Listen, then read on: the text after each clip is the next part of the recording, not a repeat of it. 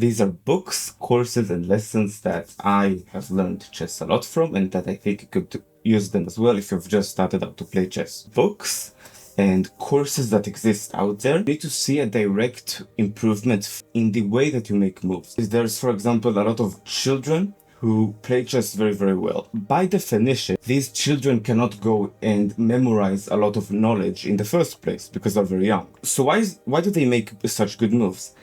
The thinking process that they have before every move is very, very strong. Therefore, you can have a kid that knows a lot about how to make a good move in chess, but doesn't know much, and he's still beating grandmasters. You can have someone who knows a lot about openings, positional understanding, imbalance concepts, and yet their thinking process is very, very weak. They don't know what to prioritize in every distinct position, and therefore they lose. They're not titled players and they're not strong ones either. I'm not yet myself either. I'm getting very close to, however. With that being said, there are definitely, and that's very important by the way, because now it explains why a lot of YouTubers that you watch online and content creators do not really help you to play chess better. It's because the videos that they make do not help enhance thinking process. They just help you to consume more knowledge. That's the difference. With that being said, there's definitely a lot of channels worth watching because they are teaching a lot about how to think better in chess before every move. I'd suggest you, if you're right now wanting to learn more about chess, just go into YouTube and search for channels that are based more upon chess lessons and rules, basically, because that's more plastic. It will help you in more games in general. Now, for the books that really helped me when I started, and they will definitely do the same for you. The very first book that I would suggest all of you if you've just started to go to play chess is this book, Bobby Fischer Teaches Chess. And it is an amazing book, especially if you've just started and you're not yet aware of everything that happens. Basically, what this book does is it teaches you tactics and simplifies them a lot for the beginner. This book is the one that I've read when I just started to play chess, and I was very far away from home. I won't say precisely the reasons, but I was in a situation where playing online was not available for me. So I used this book, and I've seen how when I came back home, my ability of playing has actually gone up slightly. That's, by the way, what I mean when I say that content should directly make you better in chess. This one directly have done this.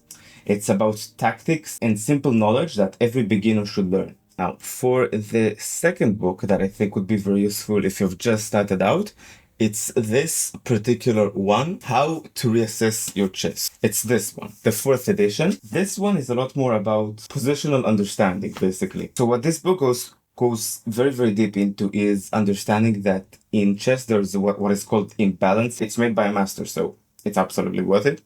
But basically it goes into a lecture on what imbalances are. They're basically like an advantage that every player has in given situations. I'll show you shortly an example for this. Just pulling off an example for an imbalance. For example, when I have a knight on d5, a knight which is on the side of the opponent, that's an imbalance in my favor.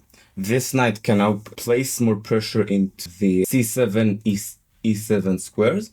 I have a pawn chain on the side of my opponent. My attack is more progress. That's like short examples of imbalances. You can definitely search more for this on this particular book. Highly recommend if you are anywhere at 1100, 1000, 1200 at these ratings, it will definitely change the way that you play chess. Second book. Now, for the third book, FCO, Chess Openings. For the third book and the last one, it's kind of like an encyclopedia for openings that you should learn in chess. What I've done is I've picked 2 openings that my mentors suggested for me, and then I used this book, this particular one, to memorize them over and over and over again, and that's what I've done.